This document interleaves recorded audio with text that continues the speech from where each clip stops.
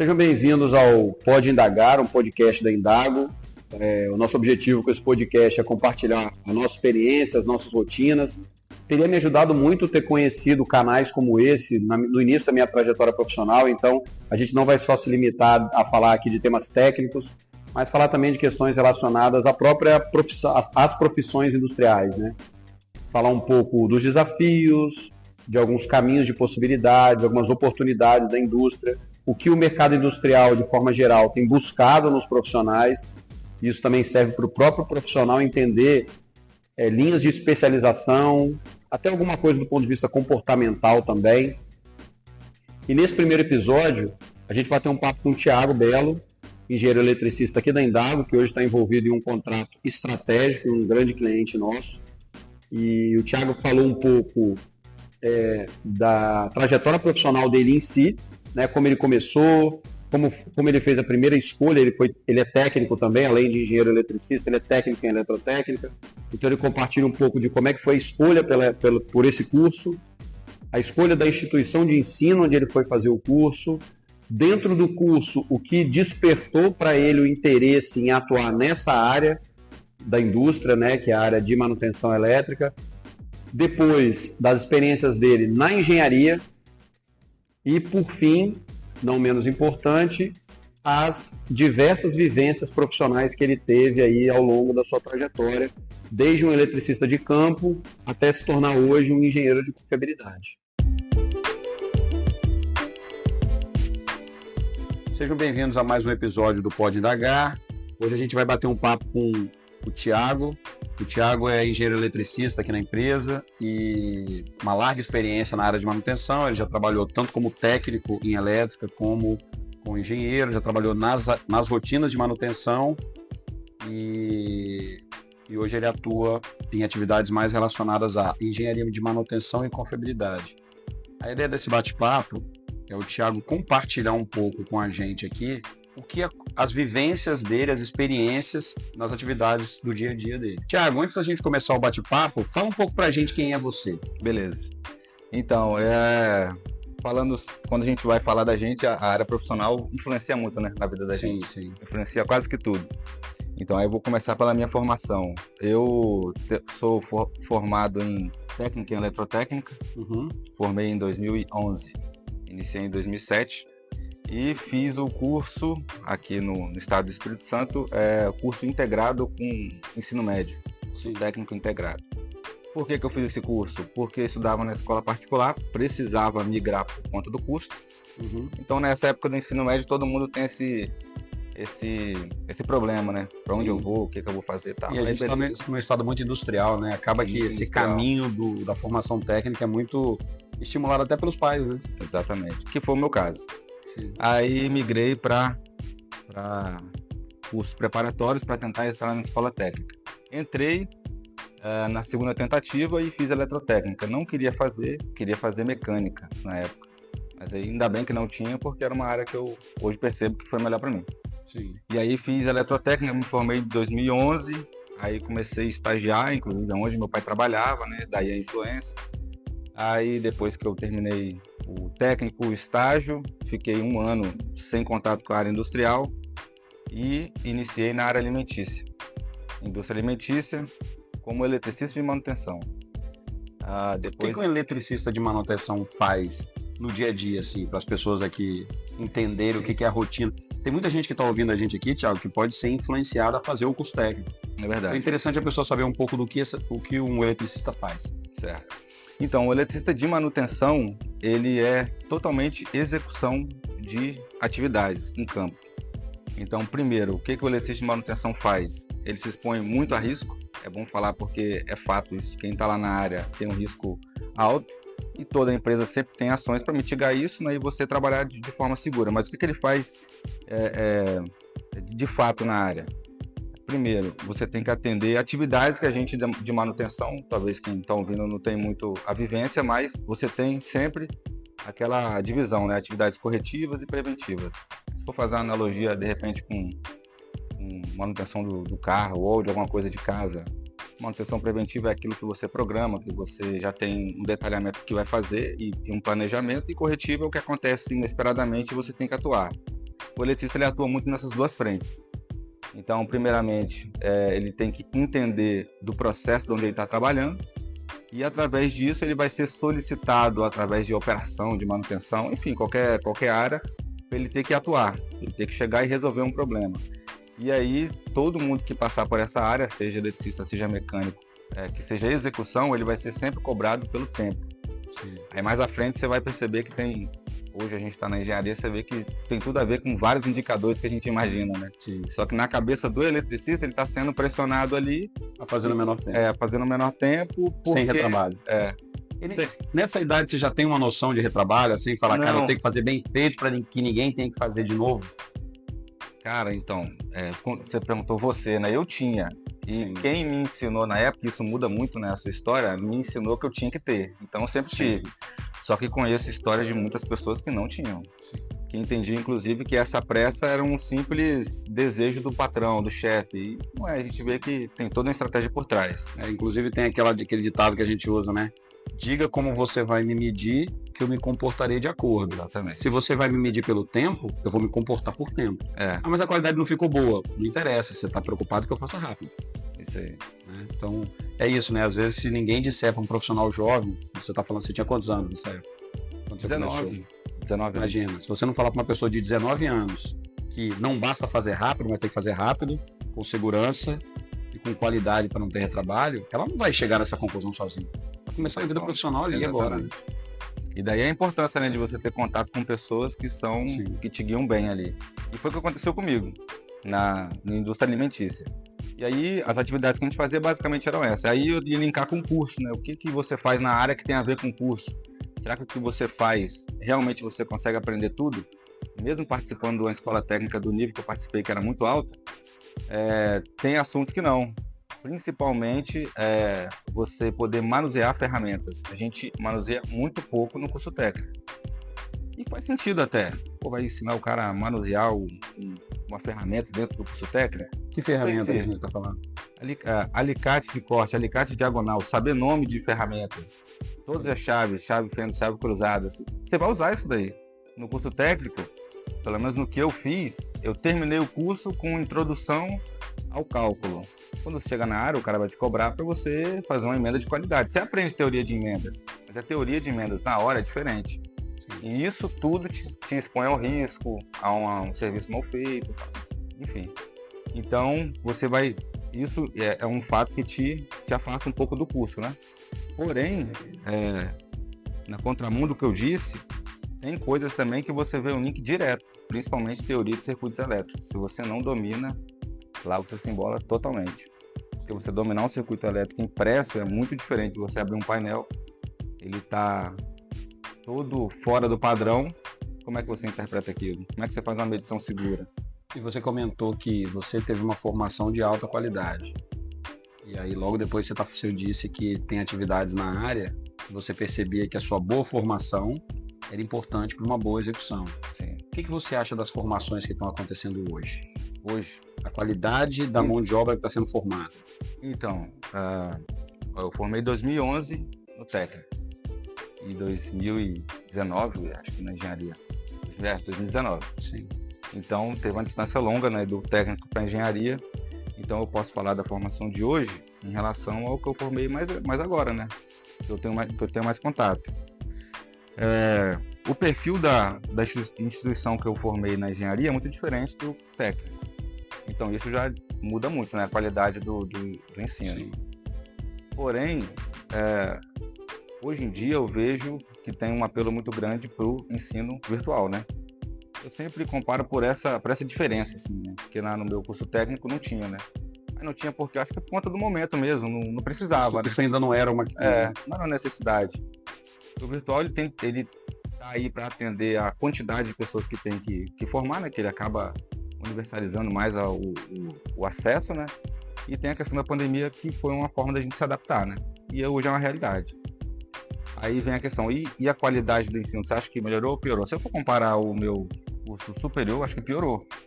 Piorou, porque quando eu formei no técnico, eu também tinha contato com as turmas de engenharia lá da instituição.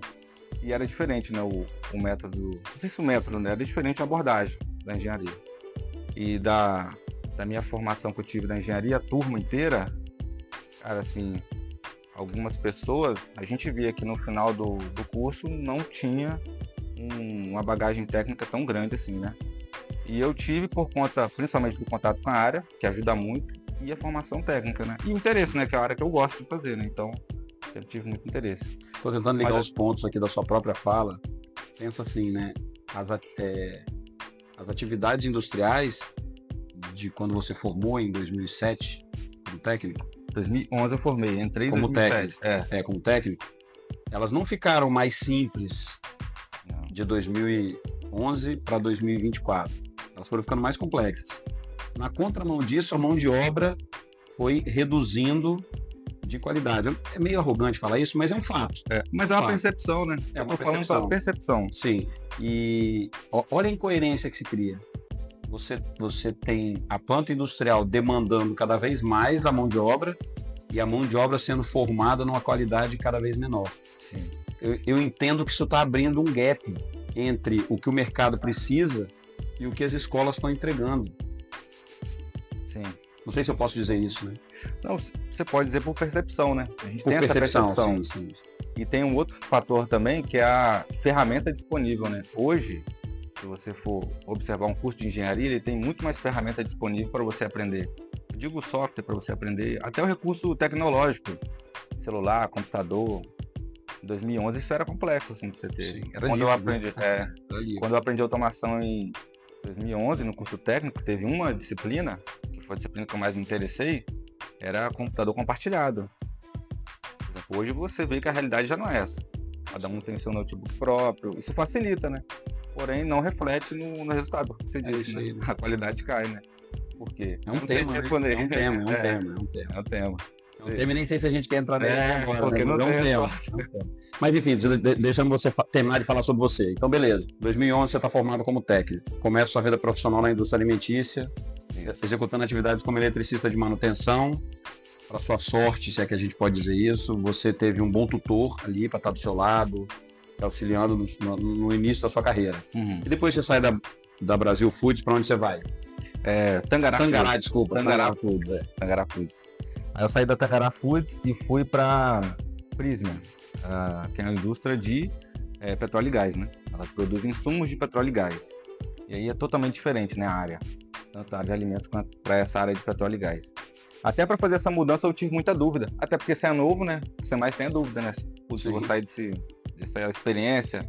Você já começa a desenvolver, alguns já tinha sido promovido lá dentro, você já estava gostando do desempenho. Era a primeira experiência depois do estágio. Você já fica impressionado com isso, né? Pô, vou sair daqui e tal. Te traz uma segurança, né? Sim. Aí surgiu essa oportunidade com o Edson Mesquita. Sim. Conheci ele na faculdade, primeira instituição que eu tinha participado. Aí ele trabalhava lá e me ofereceu, pô, tem uma oportunidade aqui, eu fui. E aí, como eletricista também, eletricista de manutenção. Aí quando eu cheguei lá, aí eu conheci um outro mundo da automação. Na indústria alimentícia tem muita automação, mas na área de petróleo e gás o nível de controle é muito maior. Aí fui para essa área de petróleo e gás, foi a experiência que eu fiquei mais tempo, acho que uns 5, 6 anos. Sim. Aí aprendi muita coisa de automação da plataforma Siemens. E aí, através do Edson também, eu conheci a Inove, né? Aí fui como a gente se conhece. Isso aí. Aí fui para a Inove, primeiro fazendo um trabalho freelancer, assim, praticamente, Sim. né? Aí depois acabou que deu certo, entrei na Inove, aí para nossa sorte, pandemia. É isso aí. Pandemia.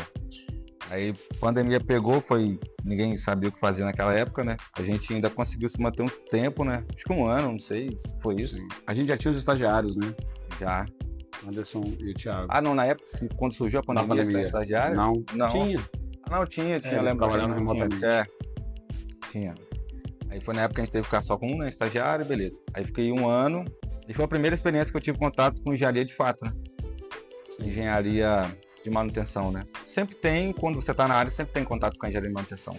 Mas desenvolver projeto e tudo, aí foi a primeira vez. E a gente teve a oportunidade de fazer projeto de automação também, né? Sim. Beleza. Aí fiquei esse tempo e depois tive a experiência no Pará. Eu fui em 2021. Aí, ainda em manutenção, engenheiro de manutenção, fiquei lá 2 anos e pouco, quase 3 anos. E aí esse ano retornando para cá na Indago e praticamente ainda como manutenção, né? Atualmente faço um trabalho de especialista de manutenção focado na minha área de elétrica, né? Agora, na verdade, mais focado na área de confiabilidade, né? Que é um tema que está sempre esbarrando com manutenção, né? Sim. Na verdade, quando a gente estava na Inob, o foco sempre foi confiabilidade, né? Podemos dizer que você foi melhorando ao longo do tempo. Melhorando, você diz de cargo. De cargo, de dinheiro. Ainda bem. Você foi num processo de... Não, acho interessante perguntar isso pelo seguinte, você falou bem assim, eu estudei na escola particular e aí depois eu tive que ir no ensino médio para uma escola pública, porque tinha que ir. Ficou me parecendo que era assim, custo. Não, é isso. Né? Seus pais investiram em você até um momento, esperando que depois isso te desse uma condição e tal. Escola técnica é um caminho sempre quando os pais pensam em custo, foi o meu também. Sim. Eu fico pensando uma coisa interessante, cara. Tem muitas famílias hoje que a família inteira é sustentada, às vezes, pela mulher da família e ela ganha um salário. R$1.600. Ou se ganhar muito, ganha 2.000. Um garoto que faz escola técnica, ele entra numa indústria de grande porte, ele já entra ganhando 2.600. Ou seja, na primeira oportunidade profissional, o filho daquela família, ele já começa a vida profissional ganhando mais do que quem o sustenta. Então a escola técnica é um caminho, pensando na relação de resultado no curto prazo, acaba sendo uma escolha muito comum das famílias que, enfim, de quem está vindo de baixo, quem está vindo da periferia, quem está vindo, que é o meu caso, que é o seu caso, né? Para quem precisa, para quem trabalha não é só um rolezinho, um sonhozinho, não, o trabalho é para se manter viável financeiramente, né? E aí você conta a sua história, né? Pô, fiz escola técnica, comi agora eu sou engenheiro. E num espaço relativamente curto, assim. Eu não estou dizendo que curto, tipo, você não merecia isso. Curto porque é um fato. Tem muita gente que passa 15 anos formado em engenharia e não vira engenheiro. Isso. Né? Você, do momento que você formou até você se tornar um engenheiro na carteira de trabalho, deu quanto tempo? De 3 anos, né? 3 anos. Um tempo muito curto, né? Na verdade, deveria ser curto, ser tempo nenhum, né? Se você virou engenheiro, você tem que ter a sua carteira assinada como engenheiro. Mas a gente sabe que na prática não é assim. A ideia desse nosso bate-papo é a gente compartilhar com muita gente que está nos escutando e que vive a sua rotina. Certo? E que às vezes coisas que você vai falar aqui pode ajudar essas pessoas na segunda-feira. Aliás, esse é o objetivo, né? Uma pessoa ouvir a gente na sexta e poder aplicar na segunda, né? Isso aí. E aí eu queria que você falasse um pouco daquilo que você acha interessante compartilhar da sua experiência na semana. Certo. Nessa semana que a gente está agora, que finaliza hoje, né? Isso é um fato porque é uma coisa que eu faço também, né? A gente sempre procura referência para buscar ajuda pra gente mesmo. E funciona, né? A gente acaba se adaptando com alguns costumes de algumas pessoas. Então, a minha rotina, hoje eu estou trabalhando como especialista em confiabilidade, focado na área elétrica, né? Ou seja, quais são as minhas atribuições, né? Primeiro é bom falar para ver se a pessoa se identifica. A área de confiabilidade, com essa especialização numa área, ela está sempre focada em grandes problemas, em grandes soluções, em coisas estratégicas, mas também não te exclui da rotina, né? Não te exclui de estar resolvendo um problema específico, até pela experiência que eu tenho diária. Isso, inclusive, com certeza foi um pré-requisito para eu estar onde estou hoje, né? Sim. Então, é muito variada a rotina. Porém, se for pegar essa semana, eu posso dizer que foi bem focada em confiabilidade / projetos. Por quê? De alguns problemas que ocorreram lá algumas falhas que ocorreram na fábrica, como é que surge, né? Aconteceu a falha, aí o time de manutenção atua, essa falha sobe a nível de informação e alguém vai tratar essa informação, né? Se toma uma decisão de fazer uma análise de falha ou não, aí tem as questões dos gatilhos e tudo. E se for fazer a análise de falha, que ação que vai sair daquilo? Ou se não vai esperar uma análise de falha e já vai tomar logo uma ação rápida para ver se consegue mitigar aquele problema ou melhorar, enfim. E aí, por que eu atuei mais em projeto essa semana? Por conta de algumas falhas que ocorreram, eu fui solicitado a fazer dois itens de melhoria.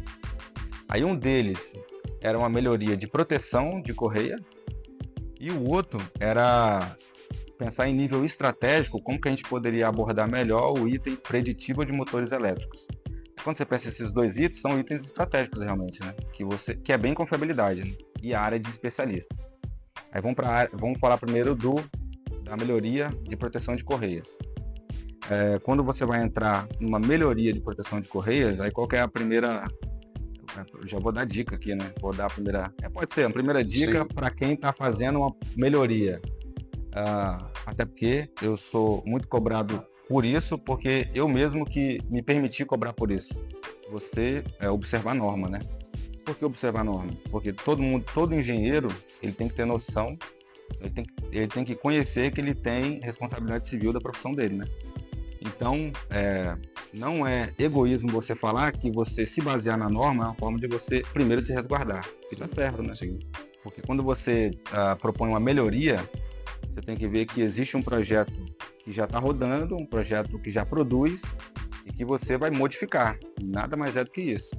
E se você vai modificar, qual a consequência disso? De que forma você vai fazer? Qual que é o certo? Qual que é o errado, né? Então, a primeira item da rotina que talvez pode agregar para alguém é o quê? Você tem que ter base de norma para você fazer qualquer tipo de melhoria. E aí, uma coisa que quem vai entrar nessa área vai se esbarrar também. Não é norma só da sua área, né? É da área de todos os componentes, de todos os fenômenos que acontecem no equipamento, mas também normas de segurança, normas de medicina, tudo, né? Para você entender como que aquela melhoria vai impactar. Beleza, aí como que ficou definido? Para essa melhoria que eu tinha que fazer na correia de proteção, eu iniciei fazendo, costume na engenharia você elaborar 3 saídas, né? Para apresentar para quem te pediu, né? E aí eu elaborei 3 soluções, que eram 3 fornecedores diferentes, porém 2 itens usavam o mesmo nível de tecnologia e um terceiro um nível mais avançado. Os 2 primeiros, eles envolviam sinais discretos, ou seja, sensores que percebiam aquela falha e protegia a máquina. A segunda... Protegia como? Protegia, quem fala é parar a máquina, né? Antes que se agrave o quadro, né? O terceiro era uma tecnologia mais avançada, que ela consegue fazer por visão computacional, consegue observar como está o comportamento do componente. A gente está falando de correia, mas pode ser qualquer componente. E se desviar daquele padrão, ela consegue proteger parando a máquina, né? Ou seja, tem uma câmera filmando uma correia. Nesse caso era uma câmera filmando e ela primeiro tem que ter um período de aprendizagem de máquina. Não tá implementado ainda, né? Só ideia. Ela acompanha um padrão de funcionamento, que é um padrão ok, e começa a delimitar alguns padrões que são incorretos, né? Se estiver desviando para um lado, se estiver mudando de coloração, se estiver mudando de temperatura, se estiver mudando de dimensão, ela vai entender que está fora do padrão e para a máquina. Essa câmera pega uma mudança de temperatura? Pega também. Ela consegue pegar a mudança de temperatura, mudança de coloração porque é da imagem, né? E de espessura porque ela consegue calcular qualquer dimensão. Qualquer dimensão, ela consegue mudar a dimensão no limite da resolução da câmera, né? Ela consegue por imagem também. Então aí, por exemplo, nesse projeto que foi uma das minhas rotinas dessa semana, aí já consegui, a gente já levantou com 2 fabricantes, com o terceiro já está quase totalmente levantado, mas que é inclusive essa da imagem. Mas como é mais complexo, precisa de uma outra reunião para a gente fechar melhor. E daí a gente vai ter 3 propostas de solução. Eu vou subir para a engenheira responsável lá da área. E aí ela vai tomar a decisão, né? Porque aí a decisão é financeira, né? Será que vale a pena o custo ou não? A gente também participa desse debate, mas aí a nossa função é mais preparar todo esse material. E aí, quanto melhor o material tiver preparado, mais fácil é de defender, menos você vai ser questionado, né? E você vai conseguir evoluir cada vez mais no seu trabalho, né? Isso aí foi o primeiro item da rotina da semana que é importante falar, e o segundo é da preditiva de motores. E aí é um caso clássico da elétrica, né? Um motor apresentou uma falha de bobina, ou seja, a bobina abriu o circuito, e foram verificar por que estava... Na verdade, não aconteceu isso de cara, né? O que aconteceu foi parar o equipamento. Aí você vai investigar, por que parou? O motor não está acionando. Por que não está acionando? Toda vez que você aciona o motor, a proteção atua. por que a proteção está atuando? Tem alguma coisa dando fuga, até chegar no motor com a bobina aberta e dando fuga para a carcaça. Aí foram fazer o teste que é conhecido da elétrica, né, que é megar o motor. Ele estava dando resistência de isolação baixo. E aí, com essa falha, a gente verificou que na área não estava dando uma tratativa tão boa para essas questões. O acompanhamento que a gente fazia não servia de muita coisa, porque o que você media não tinha gatilho nenhum para disparar nenhuma ação. E os valores que a gente obtinha na área, a gente não fazia o histórico disso. Então não tinha como analisar tendência nem nada. É por isso que veio a demanda. Pensa uma forma estratégica da gente tratar esse assunto, preditiva de motores elétricos. E aí, na preditiva de motores elétricos, fazer o teste de isolação elétrica é o item principal, né? Tem outros, mas o que é mais acessível e o que dá mais resultado é esse. E aí foi quando eu comecei a elaborar essa estratégia. Aí, novamente, baseado em norma, né? A gente vê quais são os parâmetros. No caso, para teste de isolação elétrica, a norma ela diz exatamente quais são os parâmetros, né, que você tem que colocar. Ela te fala qual é o ajuste que você tem que botar no megômetro, né, que é no instrumento, quais são os resultados esperados, qual é a faixa que diz se o motor está bom, se ele tem que ter atenção ou se ele está ruim. E aí eu peguei toda essa parte da norma, joguei na apresentação, resumi, fiz já uma proposta de plano, ou seja, já botei num procedimento como que você vai fazer essa atividade. Aí nessa hora você tem que ter muito cuidado, porque é no momento que o executante vai estar exposto à área, né? Então, quanto mais detalhado tiver o procedimento, mais seguro vai estar para ele. E tem que lembrar que quando vai fazer o teste de isolação, você está usando o megômetro, e o megômetro ele aplica tensão. Então, nas pontas de prova do instrumento, nesse caso, vai estar aplicado 500 volts. 500 volts em tensão contínua, mas se tiver uma descarga para quem estiver usando, ele protege, mas vai ter a descarga, né? Então você tem que sempre estar lembrando disso.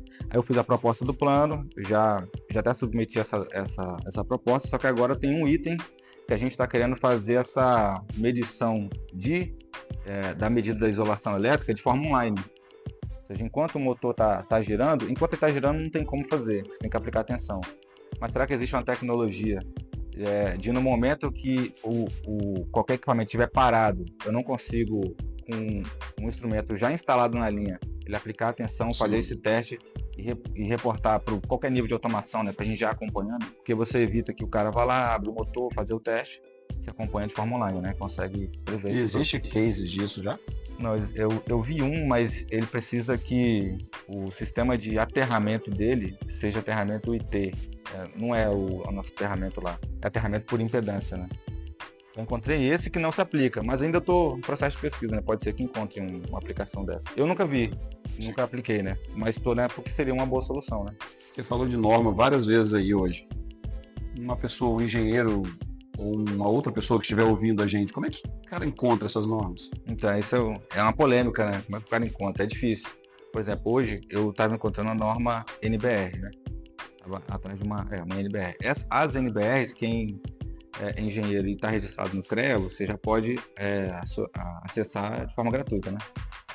Esse ano, se eu não me engano, que surgiu isso. Aí você tem que entrar no site do Confea, fazer um registro e já consegue acessar. Agora, se você for buscar uma norma ISO, aí você vai depender de onde você está trabalhando, né? No caso da Sanco, que ela disponibiliza. Tem um sistema. Porque isso é pago. Isso é pago. Acesso à norma é pago. Aí se for considerar pessoa física, não é barato. Vou considerar para mim não seria barato. Entendeu? Sim. Até porque você não compra a norma, né? Você compra só um tempo de acesso. A cada revisão você não vai ter direito. Então é caro, né? É um contrassenso também, né? Porque se é um item importante para a engenharia, deveria estar disponível. Aí já é opinião, né? Deveria ser mais disponível. Eu acho que deveria ser mais disponível. Até porque você está falando, né? O engenheiro tem responsabilidade civil. Se ele comete um erro e alguém morre, ele responde civilmente. Ele deveria ter acesso às informações para não cometer o erro. Exatamente. Tiago, enquanto você estava falando, fiquei pensando aqui em algumas coisas. E aí não é papo furado, não, eu estava pensando mesmo. Uma dessas coisas que eu estava pensando aqui é o que o Tiago de hoje diria para o Tiago de 2011, que está começando a vida profissional? Para a área profissional? Isso aí. Calma aí. Uma pergunta difícil, né? Devia ter sido combinar. Também era bom combinar. Essa era boa combinar. Cara, pior que o que vem na minha cabeça é poder aproveitar mais o conteúdo, mas não, esse conselho não serve não, porque eu tava no limite mesmo, né? Porque é complexo isso, né? Eu posso dizer o que eu diria para ver se destrava um papo? Se eu tivesse que dizer para mim, eu sofri muito, Thiago, durante minha vida profissional, por às vezes desconfiar da técnica. Abandonar uma linha técnica durante uma análise de problema, por exemplo, e ir no calor da emoção, ir pelo que os outros estão fazendo. Eu estou discutindo eu não tô, isso aqui não é um papo, é papo de trabalho real. Tipo assim, eu estou tentando resolver um problema, eu estou dentro de uma análise técnica com base no que eu aprendi na escola técnica e tal, e de repente eu vejo todo mundo dando outro caminho, e eu abandono aquela linha de análise técnica para seguir com as outras pessoas. Eu diria para aquela pessoinha lá em 99, no meu caso, é assim, cara, confia na técnica. Você estudou. E você estudou uma coisa que muita gente estudou antes. Confia nela. Confia nela que você vai achar a solução. E se você não achar através da técnica, tem um problema na forma que você entendeu a técnica. Né? Não é porque você não resolveu através da técnica que a técnica não é válida. Você não tem entendido ela direito. Isso é uma coisa que eu demorei. Eu escutei de um profissional mais experiente, mais velho, tá aposentado até um dia desse, o seguinte: a gente estava compartilhando sala de aula, eu e ele, e aí um aluno, inclusive um aluno que eu admirava muito, porque ele trabalhou com ele, era mais jovem quando ele já era um cara experiente, falou assim para ele, Domingos, o nome dele. Domingos, você fala que a gente tem que analisar o problema, pensar na matemática por trás do que está acontecendo, você o tempo todo brinca, confie na matemática é sua amiga e tal. Mas na hora que eu estou sendo pressionado pelo gerente lá, como é que eu vou ter essa calma de não vou correr, vou confiar na técnica, na matemática e tal? E o Domingos falou bem assim: primeiro você tem que acertar uma vez. Depois que você acertar uma vez, as pessoas vão respeitar o seu método. Sim. Agora, não vai dar para você fazer isso se você não tiver mostrado para as pessoas que vale a pena as pessoas aceitarem a sua forma de operar. É bom para o processo. O problema vai ser resolvido mais rápido, vai ter uma solução definitiva. Existe uma lógica de análise e uma lógica viável, tecnicamente, na forma que você opera. E ele falou, como é que eu consegui isso? Como eu sempre me apeguei à técnica, um dia todo mundo se envolveu no problema e não soube resolver. E eu, através da técnica, resolvi. E as pessoas, intuitivamente, né, culturalmente, chegaram à seguinte conclusão: cara, quando esse cara estiver pensando uma solução do problema, deixa ele pensar, porque normalmente ele resolve. Eu acho que quando a gente é jovem é difícil, né, a gente acreditar naquilo que a gente viu lá na escola com 16 anos. E falar assim, não, cara, isso aqui vai salvar a operação de uma mineradora. Aquela teoria que eu aprendi vai, assim, tá nas minhas costas, milhões de reais de um navio parado no porto esperando você encher ele de minério. E eu vou usar um conceito técnico que eu aprendi na escola técnica, um menino de 16 anos, e vou resolver a partir daquele conceito. É difícil você fazer isso quando você é jovem. É muito difícil. Posicionar nesse nível, né? Eu já tive contato também com profissionais que eram, no exemplo que você disse aí, né? Igual eu te disse, acho que o contato que eu tive com bons profissionais me ajudou muito, né? Com certeza me ajudou. E assim como esse conselho, já tive outros de, por exemplo, se você vai resolver um problema de elétrica, não tem como você não encontrar o problema. É impossível. Você tem que encontrar. Em algum momento, o circuito abriu, você vai ter que encontrar. Se você não encontrou, você foi pelo caminho errado. Eu sempre me perguntei, pô, mas como assim? Tem um momento que é complexo, o circuito é muito grande. Aí tem uma parte que é muito... Você focava muito na parte da hidráulica, né? Se você fizer todos os caminhos, você vai encontrar. Sim. Eu lembro que foi na experiência de petróleo e gás. Eu lembro que esse cara sempre falava comigo, ou você vai da fonte para carga, ou da carga para fonte. Não tem como você, a não ser que você vá para outro caminho, você vá para outro circuito. Mas no meio dele ali vai existir o problema. E é um fato, é óbvio que é fato, né? Na hidráulica a gente fala, né?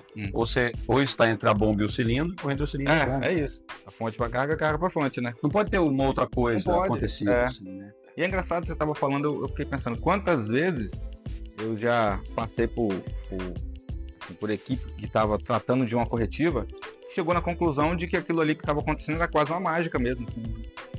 Esse é um você problema. vai na sua cabeça porque você já passou por isso, né? Já passou. Cara, é assim, não é nem brincadeira, a pessoa acredita mesmo que ali está acontecendo um fenômeno sobrenatural. E ele assume que não dá para fazer nada. Exatamente. Como tem as brincadeiras externas, né?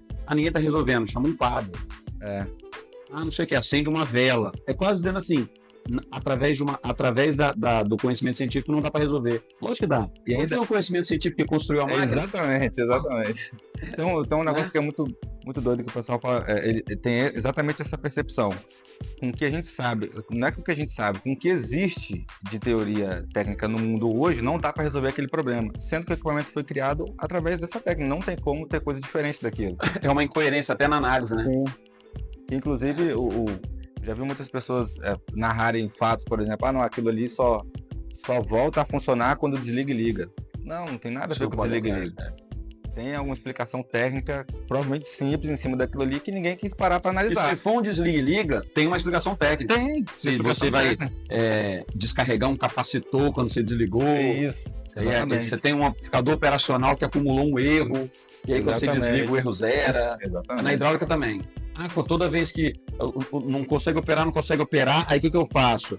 Eu despressurizo a linha, eu abro uma válvula, por exemplo, que despressuriza a linha, e quando eu pressurizo de novo, funciona. Você devia ter uma pressão acumulada que estava travando alguma coisa, e quando você despressurizou, aquela pressão saiu, e quando você ligou, operou, porque não tinha mais aquele caos. Não é porque você jogou o óleo para tanque que ele voltou a operar. É o que você falou, né? E daí é daí que surgem expressões que, na minha cabeça, desvalorizam um pouco a mão de obra, assim, né? A gente acaba ouvindo expressões, troquei componente porque o componente estava cansado. Você já ouviu falar disso? Pelo amor de Deus. Poxa, é ruim. Eu já ouvi o cara falar, eu já ouvi um coordenador de manutenção reportar para o gerente de manutenção que um técnico de manutenção resolveu o problema dando uma martelada no bloco. Pois é. Pelo amor de Deus. Como é que o cara resolveu o problema?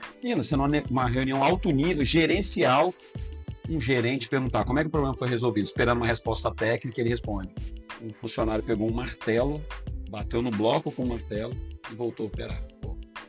Peraí, né? A gente vê desconexão com a técnica, né? Com o que foi aprendido, né? Porque todo mundo num curso técnico passa pelo conhecimento básico, né? E geralmente é o conhecimento básico, principalmente na elétrica. Não, na hidráulica também. É o conhecimento básico que resolve, né? Aquelas leis iniciais lá, né? Para elétrica, a lei de Ohm, lei de potência, essas coisas é o que resolve. Você sabe que às vezes eu fico pensando, Thiago, talvez por causa da idade, eu fico pensando às vezes assim, no final, em última análise, dentro de um problema, tudo vai cair no fundamento. E eu começo a pensar que a vida também é assim. Às vezes a gente está na solução complexa, pessoal, da vida mesmo. E você está buscando uma solução complexa e às vezes... Esses dias eu estava passando por isso. Eu estava com um comportamento muito... Eu estava agradável demais. Tudo que alguém fazia, que legal que você fez isso, eu estava muito legal com todo mundo e tal. E eu estava me ocupando muito em ser legal. Eu analisei, pensei, eu sei porque eu tenho que resolver um problema que eu estou fugindo dele. Para eu não ter que olhar para ele, o que eu faço? Me distraio. Olha para qualquer coisa. Olho para qualquer coisa. E outra... podia ter olhado, podia estar xingando os outros ao invés de elogiando. Tem uma vantagem em elogiar. Está buscando aceitação. Porque você sabe que quando você for para o problema real, a depender do resultado, você não vai ser aceito. Então é como se você estivesse já querendo garantir um colo, porque ali você vai tomar porrada. Viajei, né? Mas isso vale para técnica também. Toda vez que eu me envolvi num problema muito complexo, a solução estava em fundamentação teórica. Você aprende nos primeiros anos do curso técnico da universidade. E tem que estar preparado para assumir conflito, né? O cara que vai assumir, que vai resolver na técnica. Porque geralmente o cara que vai assumir na técnica, ele tem que discordar da maioria, ele tem que ir com um caminho que ninguém está olhando, ele tem que demorar um pouco mais. Porque ele quer ler desenho, isso, ele quer ler manual, ele quer usar instrumento, que deveria, né? Das pessoas que eu conheço que usam, assim, com muita fidelidade a técnica, elas geralmente arrumam conflito com todo mundo. Sim. De ter que bater o pé, e é o certo mesmo, né? Tem que bater o pé. Você não pode abrir mão, porque a única coisa que você, se você tá achando que tem um problema, aí é uma coisa que você tá achando. Agora, se você deduziu por conta, por matemática, aquilo ali é a sua certeza. Sim. A gente conversa muito disso, né? Assim, eu sempre tenho muitas dúvidas, e ali eu não vou dar minha opinião, eu vou dar minha opinião parcial, mas naquilo que eu tenho certeza, aí até o final. É isso aí. Porque isso eu tenho certeza. Matematicamente eu tenho base para me resguardar, então vai ser até o final. E é o que resolve. Fico pensando no que você está falando, meio que tentando fazer um fechamento de toda a análise que você fez. Vou sempre fazer o link com você contando a sua historinha novinha lá, 2011. Uma pessoa de 2011 que mal sabia se estava indo para o caminho que queria. Poucos anos antes estava querendo ser mecânico. Isso. Ele faz elétrica. E cai no mundo industrial. E a gente está dizendo aqui que aquele profissional novinho tinha que ter um monte de coisa aqui. Coragem para defender sua posição, apego ao conhecimento técnico e tal. Mas, por outro lado, ele é novinho, cheio de dúvida. Eu fico pensando se o que eu falei, o conselho que eu daria para o Robson do passado seria: foca na técnica. Eu acho que eu vou mudar minha opinião. O conceito que eu daria é o seguinte: tá tudo certo, cara. Você errou porque você não estava pronto. Não sei se é justo o Robinho de hoje falar pro Robinho de 99. Porque não tinha essa. Ele não tem. Eu tenho história a meu favor. Pra falar, você errou, tá vendo? Aqui você acertou, aqui você errou. Ele não tinha, ele ainda ia viver a história. Então, talvez seja isso, né? Isso talvez esteja faltando na indústria, né? Quando eu fui inspetor, Thiago, sabe como é que funcionava a inspeção? Você virava inspetor, aí você ia trabalhar para um inspetor mais velho. Ele te apadrinhava e você acompanhava ele na rota, vendo como é que ele faz. Depois que ele adquiriu uma certa confiança em você, eu acho que existia um plano para isso depois de tanto tempo, ou era simplesmente ele que falava, ele está pronto. Ele pegava uma parte da rota mais simples e te entregava. Faz você. Sim. Aí, à medida que você ia acertando, ele pegava uma coisa um pouco mais difícil passar para você. Tinha um cuidado na formação do profissional. Hoje, como é que é? O cara se destacou como eletricista, opa, vamos promover ele para inspetor, porque ele está pronto e vai para a área. Como ser muito crítico com esse profissional se você não está dando para ele um certo suporte para ele se desenvolver? Nem tempo, né? Que é o suporte principal, né? É isso aí. Tem que dar o tempo no mínimo. E tolerância ao erro. Sim. Ele vai errar. Tá novo. Por que você não vai errar, né? Esse seria um bom conselho, né? Então também tem isso, né? Porque a molecada nova, eu treino meninos novos, assim, alguns meus alunos e tal, eles se cobram muito. Sim. Por que eles se cobram? Porque estão sendo cobrados. Mesmo que inconscientemente, assim, né? O cenário cobra muito, né? Nessa sociedade da produtividade, Thiago, tá todo mundo se cobrando o tempo todo. A gente se cobra, o outro cobra a gente. Tem gente cobrando a gente sem falar. Sim. É o olhar social, é o olhar dos pais, da comunidade, tipo assim, pô, até, você às vezes escuta até assim, né? Fulano é tão inteligente, por trás dessa frase tem uma cobrança. Fulano é tão inteligente, então ele tem que dar certo. É isso, né? Tem uma cobrança. Eu lembro uma vez eu cheguei na casa da minha avó lá, botei o uniforme da Vale para trabalhar de lá. Tem uma senhora, né, também de origem humilde e tal. Ela olhou eu tava olhando no espelho, ela tava atrás de mim conversando com a minha mãe no sofá. Ela comentou assim com a minha mãe: nossa, o Robinho tá tão, assim, cresceu tanto, né? Eu não era nada, eu só tava com o uniforme da Vale. Não tinha nada na cabeça. É isso aí. Eu tinha pouquíssimo. Fazia muita besteira.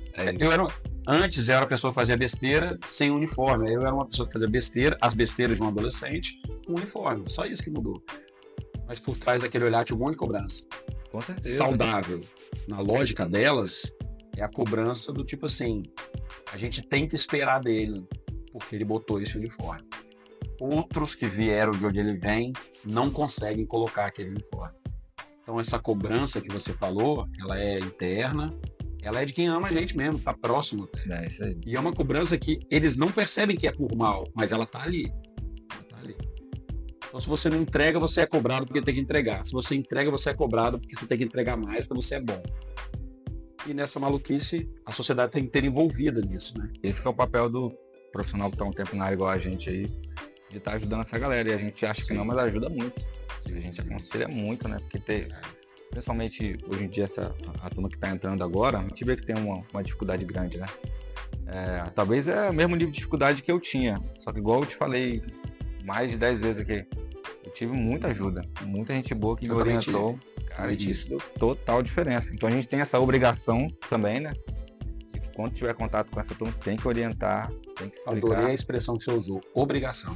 É obrigação. Porque não é que seria bom, não. É uma obrigação, porque fizeram isso por nós. Sim. Em treinamentos, Thiago, logo no começo eu fazia isso, no fechamento da turma, num contrato específico que a gente tá, eu falava bem assim para os alunos. Falava, pô, fala aí o que vocês acharam. E todos eles elogiavam. Elogiavam o kit, elogiavam pão de queijo, bolo, tudo, a bala, tudo. Eu ouvi, falava assim, então, gente, vocês estão aqui numa quantidade de pessoas. A área de vocês tem mais gente do que está aqui. Se vocês vieram, alguém não veio. Se alguém não veio, é dever seu sair daqui e tentar transmitir para ele o máximo que você puder. Outra coisa, todo dia que vocês chegaram aqui, a sala estava limpa. Vocês que limparam? Não. Eu que limpei? Não. Alguém limpou, não foi? Para você ter aprendido, tem uma faxineira dentro da CELO garantindo as condições ideais da sala. A gente tem que começar junto com a informação vem a responsabilidade. É o que você está falando, né, Thiago? É isso. Pô, a gente olha um garoto que chegou agora, igual a gente quando começou, a gente tem que se sentir responsável em falar, é responsabilidade minha ajudar ele a se desenvolver. Porque as pessoas, mesmo quem ajuda, acha que está fazendo um favor. É isso aí. Não sei nem se a palavra ajuda é boa. Porque ajuda parece que é um favor mesmo. Que parece que é um favor. E assim, não sei se a gente está conseguindo transmitir bem, né, a informação que está querendo passar aqui, mas que acontece muito, né?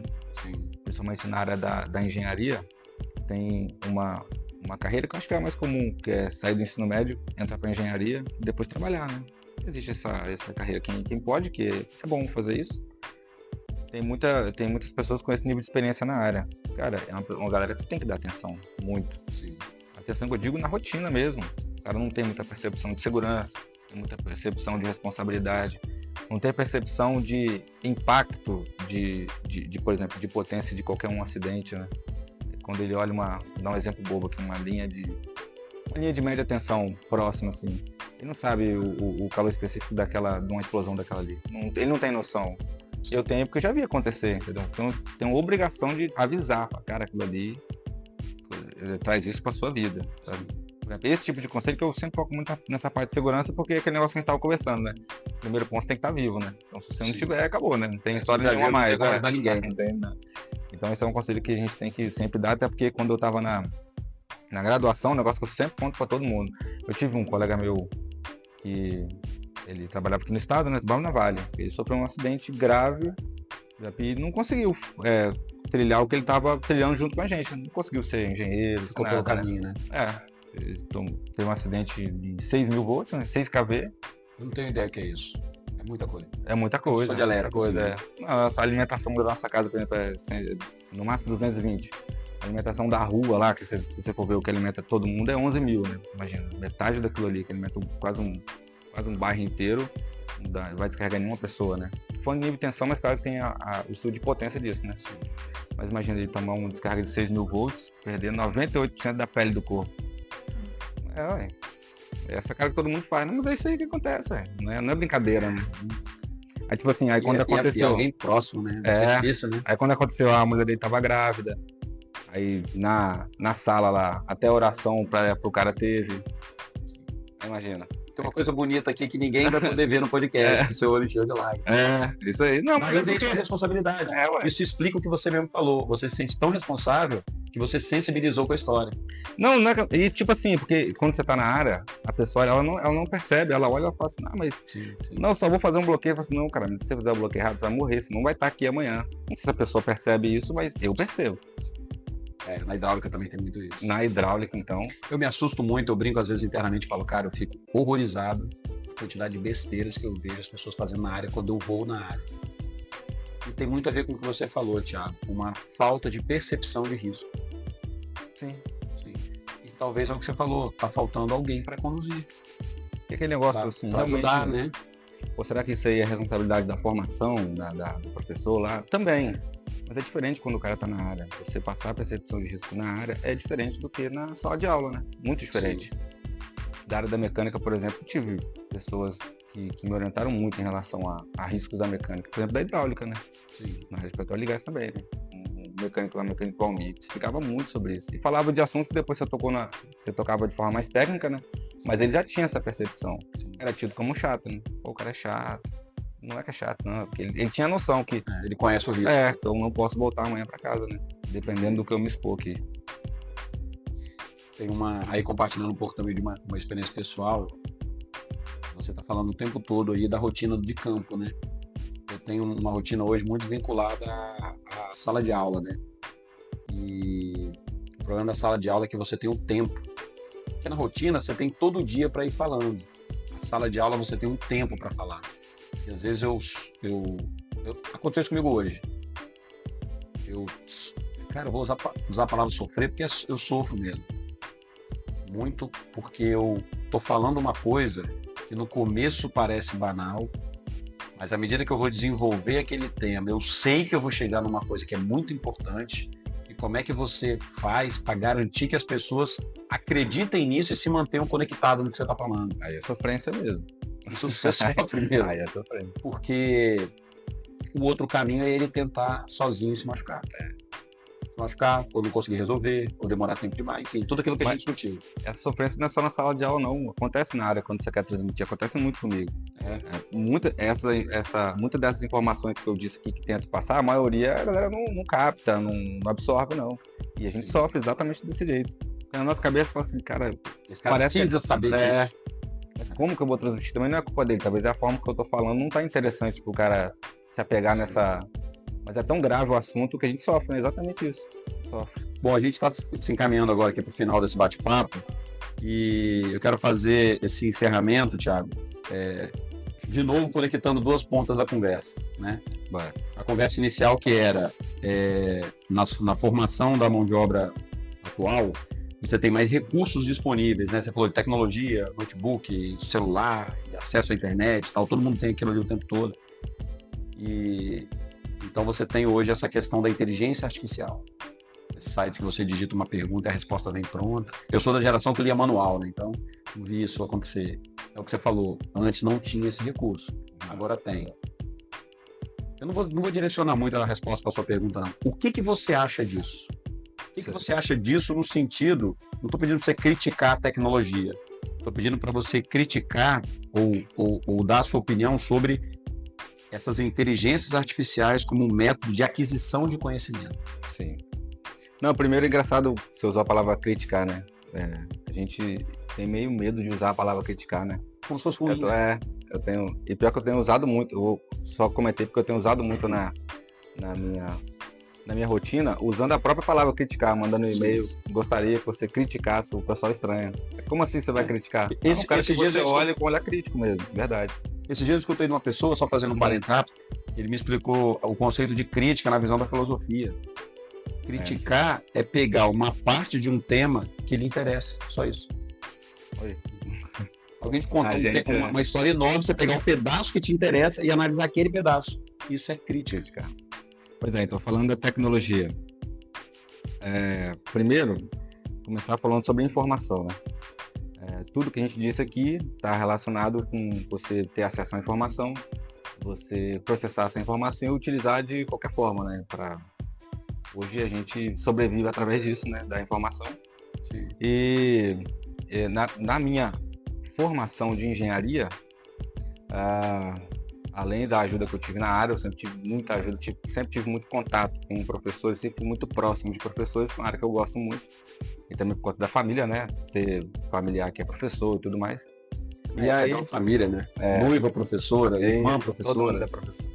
E aí, sempre tive muito conselho de professor que falava, engenharia é papel e informação. Só isso, não é mais nada. Eu aprendi isso com você. Não é mais nada, não é... Também é você soldar, cortar, emendar, também é isso, você produzir. Mas tudo inicia com papel, né? E o papel, não papel em branco, papel com informação. E aí vem essa pergunta que sempre entra na polêmica da confiabilidade da informação, né? Quando você pergunta o que você acha dessa tecnologia, será que ela é válida, será que ela não é? Mas no fundo a gente está querendo saber se ela é confiável, né? É confiável ou não é? É válido você ter um recurso que você digita uma pergunta e te responde na hora? Pô, claro que é válido. Pô, isso economiza um tempo gigantesco. Mas e se a informação não for confiável? Aí não é nada válido, né? E aí, qual é a minha percepção disso? Quando eu vou fazer pesquisas, eu uso muito a internet, né? A gente conversou muito aqui de norma e tudo mais, que é uma informação padronizada. Na sua própria pesquisa, quando você vai executar essa pesquisa, você encontra várias respostas para uma mesma pergunta. Respostas divergentes, então uma delas tem que estar errada ali, né? Principalmente para quando você vai falar de um assunto que é exato, uma delas tem que estar errada. E quando você pensa que a sua pesquisa feita em cima dessas tecnologias que te dão respostas prontas, elas também fazem essa busca com base na maioria das respostas, só daí você entende que não é confiável a resposta. Isso aí. Não é? Porque ali no meio tem coisa certa e coisa errada. Coisa errada. E como ele faz? Eu não posso falar uma média, porque tem pergunta que é subjetiva, né? Mas quando você vai fazer pergunta sobre temas exatos, ele faz uma média. Então ele está te dando uma média da maioria das respostas que foram mais acessadas, ou que, não estou falando que a lógica é essa, né? Mas também é uma das lógicas.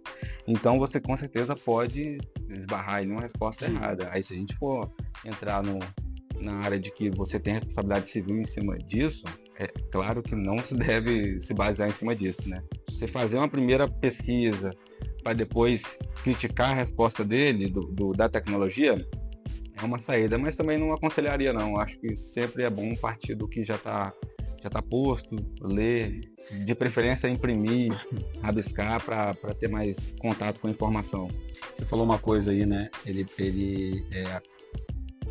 pega uma média das respostas. Tudo isso que você está falando, para nós leigos, a gente não sabe o que está por trás dessas inteligências. Você quase acha que é uma coisa mágica. Sim. Esses dias eu estava lendo um texto que eu achei muito interessante. Esse monte de gente que tem um monte de like no Instagram, gente curtindo as coisas que a pessoa faz. Existe um serviço prestado hoje que são... Ele falou o nome, cara, eu achei que era uma coisa tão louca, tão freak assim. Imagina um lugar muito grande, eu vou exagerar porque não sei o tamanho. Imagina um ginásio de vôlei, com um monte de celular, vários celulares em pedestais, assim, como se fossem pessoas, mas não tem a pessoa. São celulares para ficar dando like. Sério? Eu vi a foto, eu li o artigo. Quando eu vi a foto, eu fiquei muito impactado. Eu falei, deixa eu ler sobre isso. As pessoas contratam esse serviço. Você tem dinheiro, você quer virar um influencer no assunto, você contrata isso aí. Não é um robô, que hoje em dia tem filtro para robô. Ali não é um robô. Não é um mesmo celular mandando vários IPs ou coisas diferentes e dando like. São realmente celulares diferentes, com um sistema ali automático que fica dando like toda vez que aparece uma coisa que você faz. Você contrata esse serviço mensal, se nesse lugar tiver 15 mil celulares, olha quantas curtidas você tem no que você bota lá. Aí o que uma pessoa leiga como eu vê uma pessoa dessa com muitas curtidas e muitos seguidores, a gente automaticamente não diz que aquela pessoa é uma referência, tem autoridade para falar daquilo? É o problema. Não tem. Existe uma estrutura inteira para vender aquela pessoa como uma coisa que ela não é. Então essas ferramentas de inteligência artificial, elas estão dando respostas como se elas fossem inteligentes. O Michel Nicoleles, ele faz uma crítica, essas coisas não são nem inteligentes e nem artificiais. Não é artificial porque tem um monte de gente em algum país aí explorado, alimentando essas ferramentas. Sim. Então não é artificial, tem pessoas, é natural. E não é inteligente porque o que tem ali são jogos de matrizes para dar respostas. Exatamente. Pode ficar por aqui, né? Pode. Foi o primeiro papo. Eu gostei, obrigado pela sua presença aí. Vamos trocar mais essa ideia. E aí, gostaram do episódio? É muito importante para a gente ouvir o que você tem a dizer sobre ele. Não esqueçam de nos acompanhar nas redes sociais. Um abraço e até a próxima.